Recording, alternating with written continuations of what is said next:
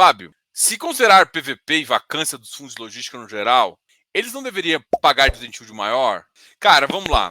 Esquece PVP. Esquece. Vamos lá.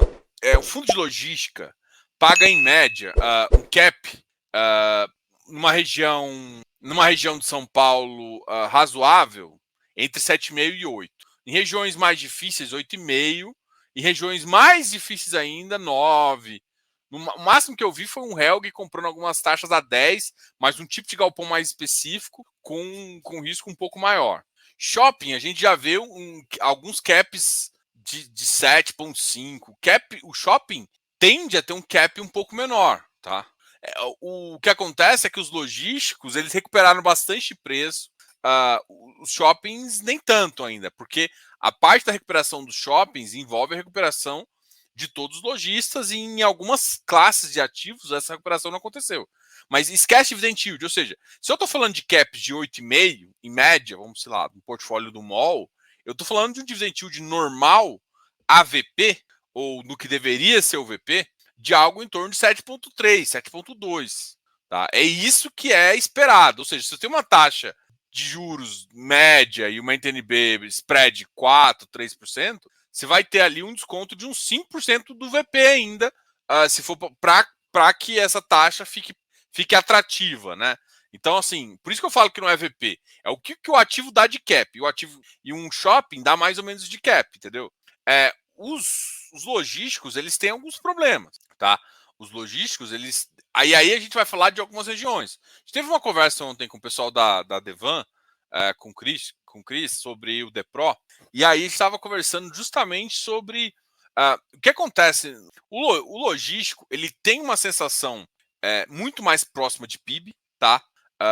O varejo tem uma sensação, ou seja, o varejo de shopping sente também, mas em algumas classes ele sente mais, outras menos. O logístico não, o logístico é mais sensível a isso. E preço, a gente só consegue realmente ver o preço pegando em áreas que hoje tem uma escassez menor.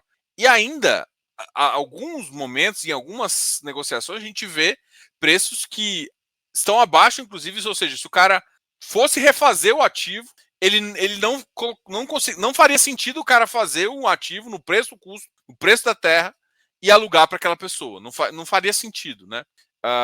Então eu não acho que, tipo assim, tem um cuidado. Deveria pagar mais? Não, eu acho que tá pagando o que tá pagando. Esses ativos pagam isso, cara. Sempre pagaram isso. Se você tiver com uma métrica que você vai receber 10% em fundo imobiliário, sua métrica tá errada. Um fundo imobiliário, em média, em 2000 e... Vamos pensar aí com uma taxa de 8%, pagava 7,6, 7,8. Então pagava quase a Selic, uma B ali de 4,5, 4. Era isso que se pagava. Então um ativo bem próximo do VP. Quando a taxa de juros cai de 8 para 6, ou seja, aí começa a ficar mais, e aí a NTNB cai de 4,5, 4 para 3,8, 3,5, aí você tem referência, ou seja, no longo prazo, tudo está se pagando mais. Aí que você vai falar, porra, peraí. Aí tem valorização do patrimônio. Mas só quando essa taxa está abaixo abaixo de 8. Até 8, você vai ver que o ativo vai ficar sambando ali no VP, tá? E a capacidade de pagar, o que normalmente se paga, tanto é que, você vê, ontem o ativo foi negociado a caps de 8,44, que é a média, por exemplo, no raio 30 São Paulo. A gente já viu negociados a 8 também, um ativo... a gente já viu negociado a 8, a gente já viu negociado a 8, a 9. Mas aí com um inquilino menor, com um contrato mais frágil e tudo mais. Mas, porra, 9 foi num momento muito difícil de mercado. Que eu acho que agora não vai ser. Eu acho que agora vai conseguir negociar 8,2. Então, você tem que ter a ideia do que o ativo... E assim, eu sempre falo que todo mundo ficou olhando dividend yield e a cabeça sua é de imóvel, tem que ser de real estate. O que o logístico paga? O logístico paga isso. Ele tem que ser precificado a isso. Não precificado a dividend yield, PVP. Esquece essas merda. Não interessa. Quanto que esse ativo vai pagar? Ele vai pagar, em média, isso aqui de rating. Tá?